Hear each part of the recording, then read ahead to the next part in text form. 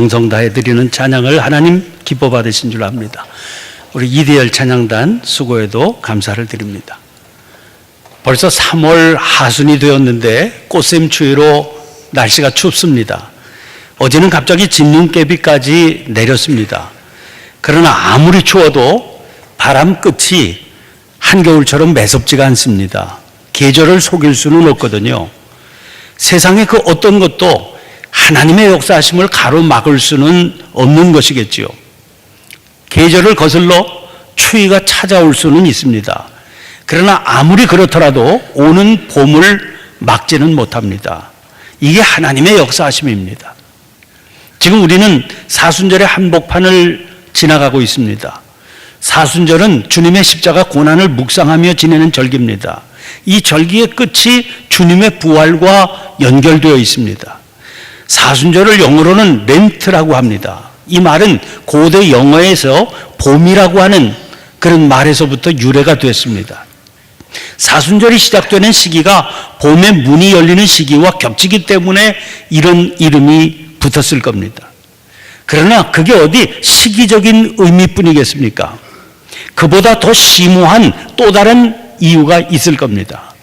그리스도의 십자가 그리고 부활이야말로 이 세상의 고난을 물리치는 따뜻한 봄바람과 같기 때문이지요. 사순절을 보내고 있는 요즘 텔레비전 뉴스 보기가 민망하기 짝이 없습니다. 등장하는 단어들이 낯이 뜨겁습니다.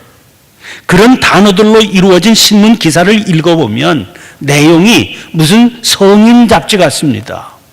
도대체 우리가 살고 있는 이 땅 위에서 무슨 일들이 벌어지고 있는 것일까요? 아직 나이 어린 청소년 자녀들 키우는 부모들 마음은 그런 시간마다 조마조마할 것 같아요.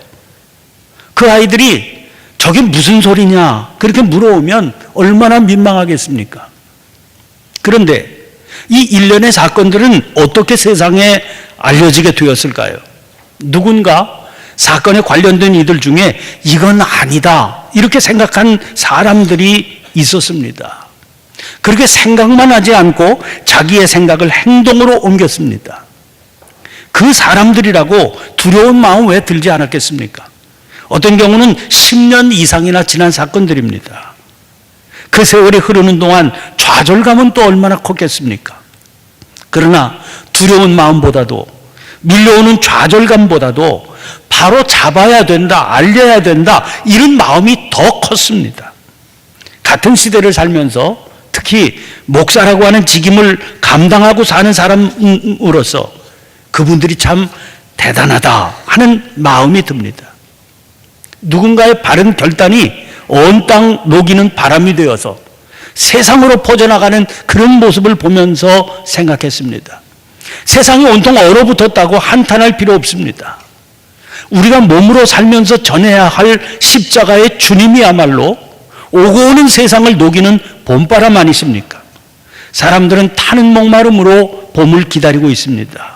문제는 그토록 목마르게 기다리는 그 봄바람이 불지 않는 겁니다. 어디에서 그 봄바람이 불어올 수 있겠습니까? 지금 주님의 그 삶을 몸으로 살며 전해야 될 그 사람이 누구입니까? 저와 여러분, 바로 우리들 아니겠습니까? 그래서 세상 어둡다고 한탄할 필요가 없다는 겁니다. 계시록 22장 16절 말씀입니다. 나 예수는 교회들을 위하여 내 사자를 보내어 이것들을 너희에게 증언하게 하였노라. 나는 다윗의 뿌리요 자손이니 곧 광명한 새벽별이라 하시더라. 주님은 광명한 새벽별이십니다. 주님께서는 그 빛을 받은 우리들을 향해서 말씀하셨습니다. 너희는 세상의 빛이다. 어두운 세상은 그러므로 한탄의 대상이 아닙니다. 우리들의 빛을 기다리는 대상일 뿐입니다. 그러므로 빛을 비추면 되는 겁니다. 우리들이 전하는 그 빛으로 어둠은 물러가게 될 것입니다. 그렇다면 묻게 됩니다. 주님의 십자가와 우리들의 삶은 도대체 무슨 관계가 있습니까? 주님의 십자가가 온 세상 녹이는 봄바람인 것과 오늘 우리들의 삶은 무슨 상관이 있습니까? 오늘 본문 말씀을 보시기를 바랍니다. 오늘 본문 말씀은 사실은 그 앞에 52장 13절부터 읽어야 됩니다. 이 말씀은 고난받는 종의 노래로 알려져 있습니다. 하나님의 종인 메시아가 받게 될 고난과 배척 그리고 영광에 관한 예언입니다. 그분은 출생 자체가 초라하고 볼품없었고 또 비극적이었습니다. 오늘 본문 앞에 2절 3절 말씀 보세요. 그는 주 앞에서 자라나기를 연한 순 같고 마른 땅에서 나온 뿌리 같아서 고운 모양도 없고 풍채도 없은즉 우리가 보기에 흠모할 만한 아름다운 것이 없도다. 그는 멸시를 받아 사람들에게 버림받았으며 간고를 많이 겪었으며 질고를 아는 자라.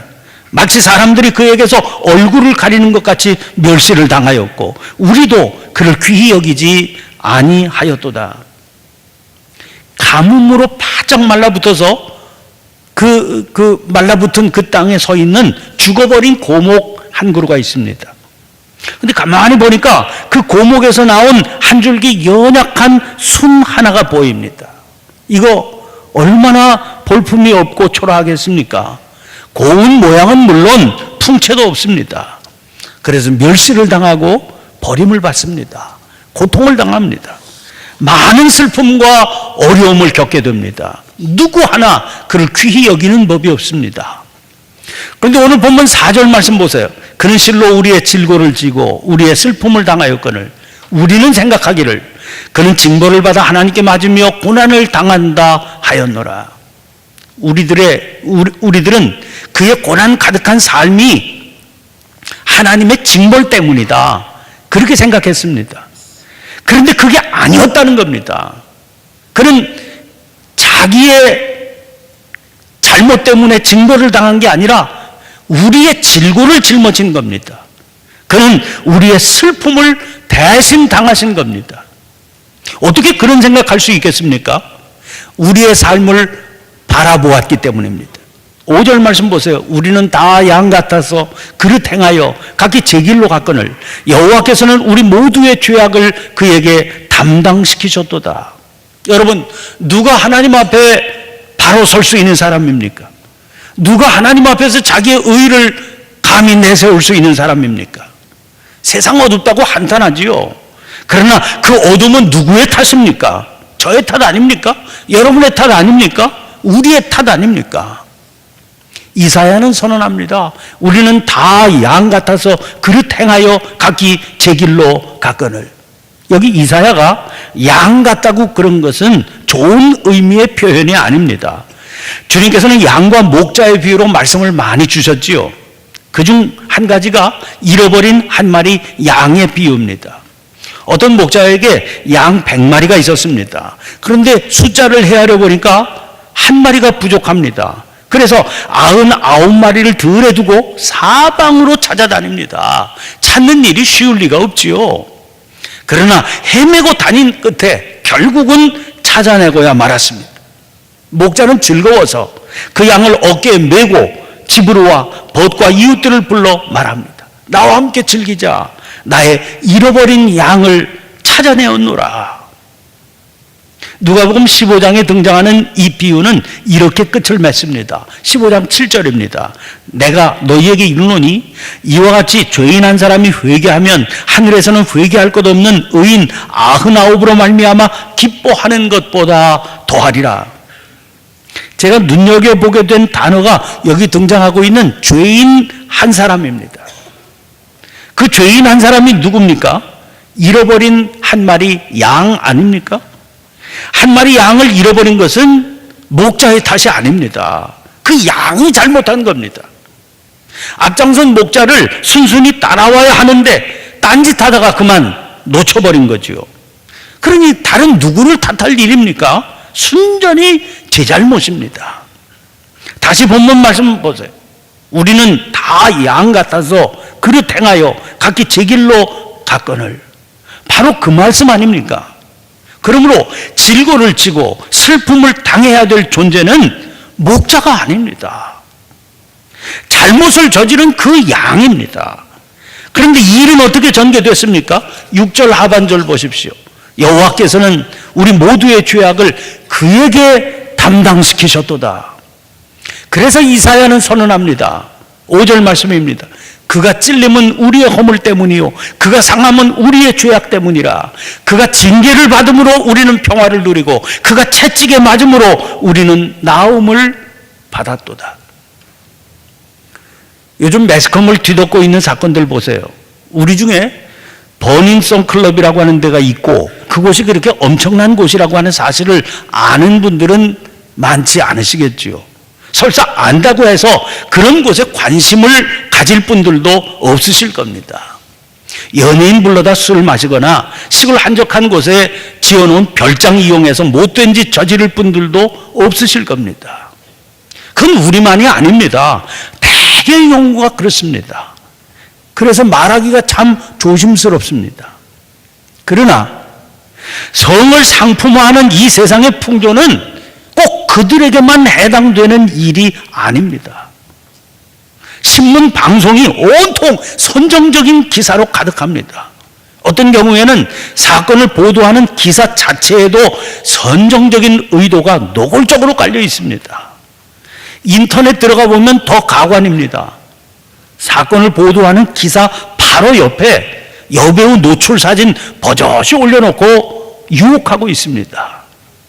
그들이 왜 그렇게 하겠습니까? 사람들이 찾고 있는 걸 알고 있기 때문이지요. 우리 모두의 모습이 극단적으로 나타난 것이 이번에 드러난 사건들인 겁니다. 요즘 새벽 기도회 때는 우리가 사사기를 읽고 있습니다. 지금 진도가 18장까지 나갔습니다. 내일부터 읽게 될 19장 이하에 소개되고 있는 사건은 이런 겁니다. 에브라임이 산지 구석에 거류하는 레위 사람이 유다 베들레헴에서 첩을 맞아들였습니다. 그런데 이 첩이 행음을 저지르고 남편을 떠나 친정으로 갔습니다. 남편인 레위 사람이 그 첩을 달래서 집으로 데리고 오는 길입니다. 베냐민에 속한 기브아 땅에 유숙을 했습니다. 그런데 그만 그 땅의 불량배들이 이 여인을 밤새 능욕해서 죽게 만들었습니다. 기가 막힌 남편이 첩의 시체를 12조각으로 나누어서 이스라엘 각 지파마다 보내서 자기가 당한 억울함을 호소했다는 겁니다. 그래서 이스라엘이 일어나서 이 범죄를 응징하려 했습니다. 그러나 불량배들이 속한 베냐민 지파가 반발했습니다. 결국 이 일로 내전이 일어났지요.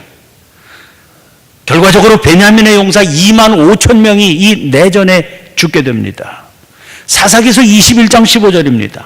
백성들이 베냐민을 위하여 뉘우쳤으니 이는 여호와께서 이스라엘 지파 중에 한 지파가 빠지게 하셨음이었더라. 끔찍한 비극을 불러일으킨 것은 베냐민이 속한 기브아의 불량배들입니다. 그들은 변명조차 할 수 없는 분명한 잘못 저지른 거지요. 그러나 어떻게 이런 일이 갑자기 일어난 일이겠습니까? 그것을 말해주는 것이 사건의 발단을 소개하고 있는 19장 초반입니다.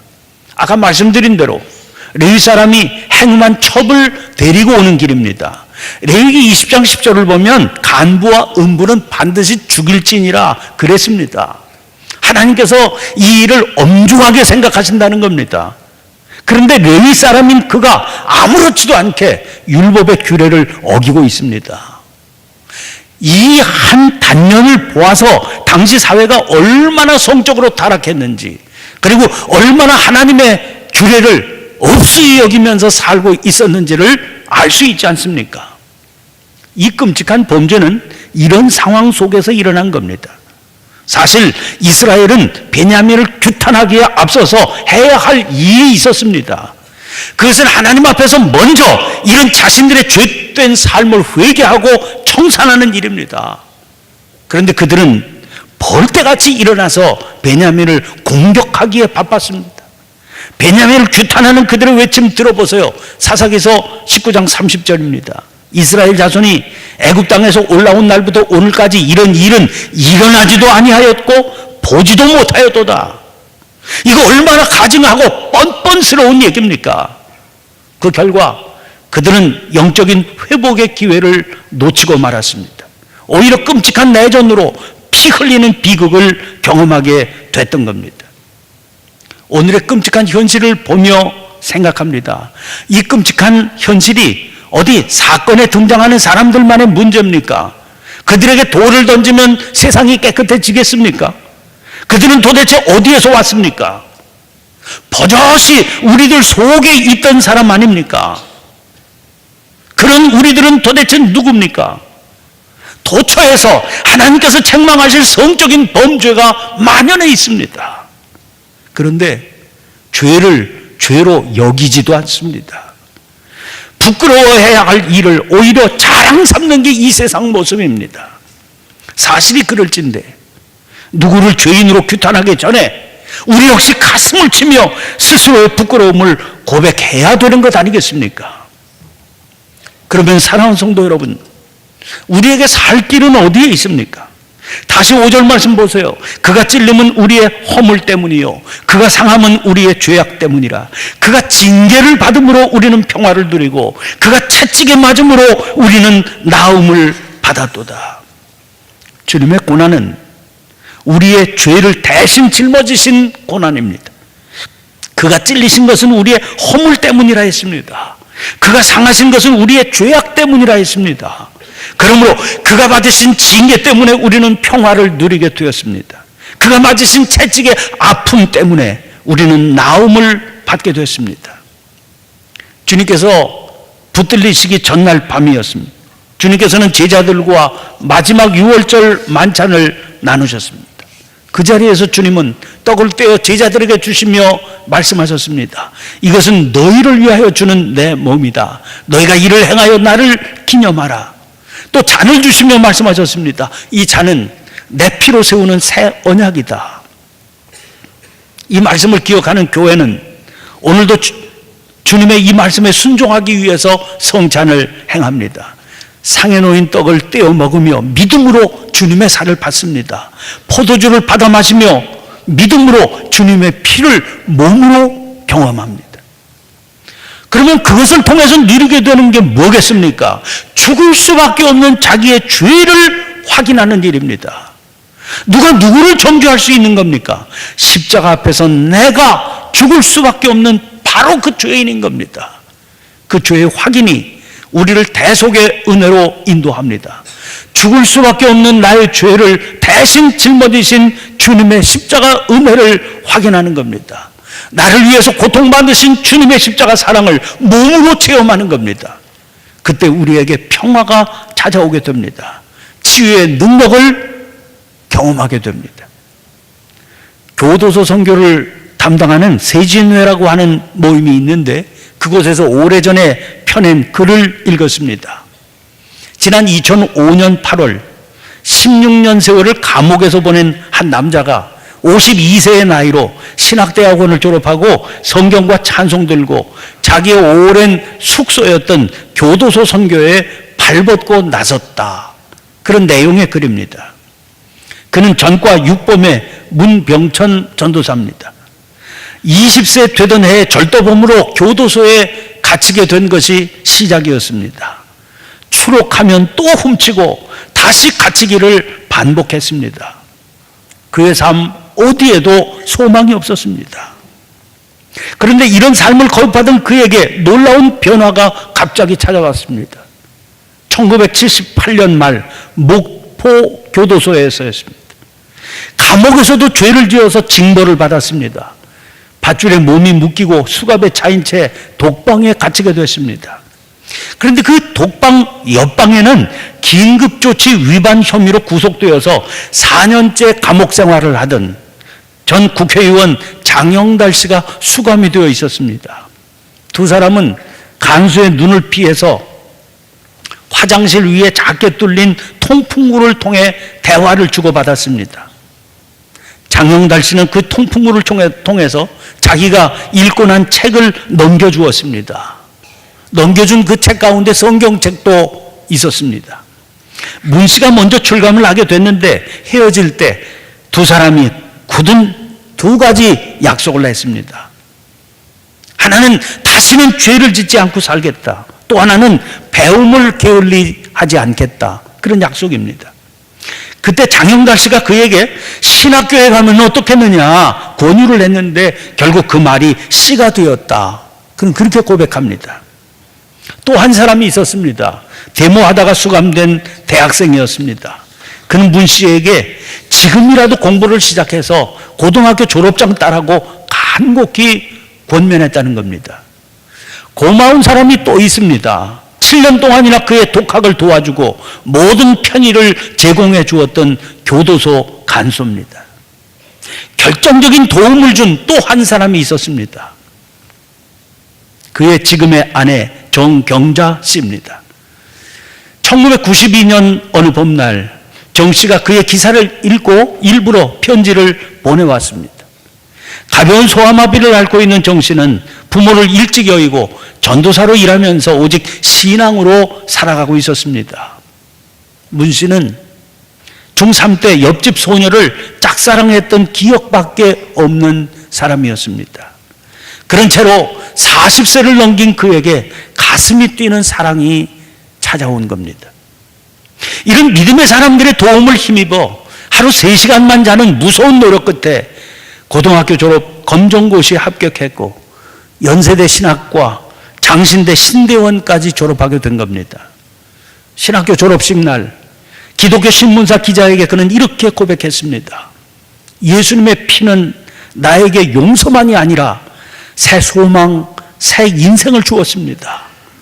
그리스도께서 고난을 거쳐 승리를 얻으신 것처럼 나의 실패와 나의 죄와 나의 고통스러운 감옥 생활은 예수님을 믿음으로써 모두 가치 있는 고통으로 변했습니다.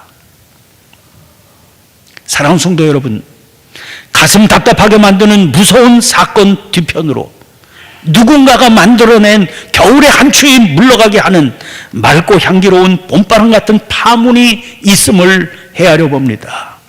이 파문은 때맞춰 사순절 보내고 있는 우리에게 강력한 도전을 주고 있습니다. 주님의 피는 우리의 생애를 바꿀 수 있습니다. 십자가 능력으로 말미암아 죄사함의 은혜를 누리고 그 앞에서 우리 삶의 진정한 가치에 눈뜨게 되면 운명이 달라지게 됩니다. 그리고 그런 역사가 이 세상을 바꾸게 되는 겁니다. 예수님의 부활, 예수님의 승리는 단순한 선언이 아닙니다. 어두운 세상을 환히 비추는 빛의 역사는 지금도 곳곳에서 일어나고 있는 실제인 겁니다. 그러므로 세상의 어두움 탓하지 마십시오.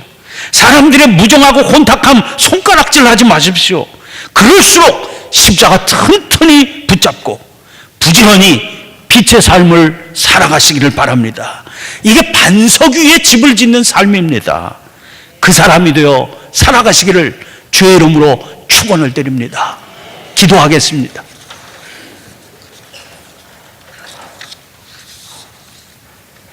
살아계신 하나님, 저희들은 세상에 가득한 악함과 불의의 어두움이 저희를 지치고 무너지게 만들고 있는 줄 알았습니다. 그러나 그 모든 것의 뿌리가 사실은 저희들 안에 있음을 보게 해주시니 감사합니다. 다른 일 때문이 아니라 바로 저희 때문에 십자가에 달려 돌아가신 주님을 알게 해주심도 감사합니다. 그 십자가의 은혜를 튼튼히 붙들게 해 주시옵소서. 그 위에 흘리신 보배로운 피의 역사를 믿게 해 주시옵소서. 흔들림 없이 세상을 변화시키시는 십자가의 능력을 믿게 해 주시옵소서. 그리하여 이 능력, 이 은혜를 저희들의 변화된 삶으로 힘있게 증거하며 살아가게 해 주시옵소서. 날마다 주님의 도우심을 구하며 세상을 변화시키는 빛의 길을 걸어가게 해 주시옵소서. 십자가를 지심으로 사망 권세 이기신 예수님 이름으로 기도하옵나이다. 아멘. 아멘. 다 함께 일어나